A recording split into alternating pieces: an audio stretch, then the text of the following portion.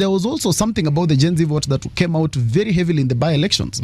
And what came out heavily is that because I moved across, especially in the Western region, to just understand how the vote is happening.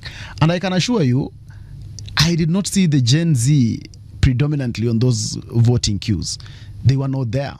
And that only points to the reality that there is a problem with the young person vote, that our emotions and our anger is not directly proportional to our willingness to participate.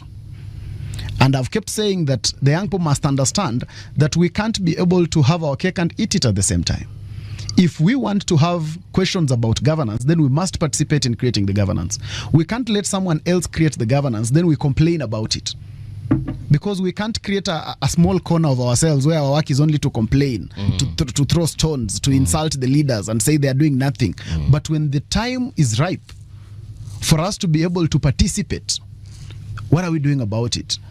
When you go to Kasipul, the winner of the election was a 28-year-old. But was he made MP by his generation? He wasn't.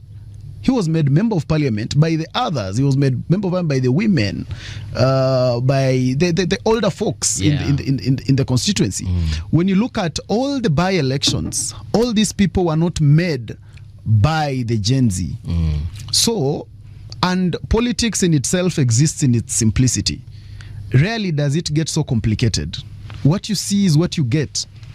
If the wave is moving towards this direction in a by-election, it is more likely to go all the way to the election. If the person voting today is the woman and the men and people of this generation, it is more likely that it's going like that all the way.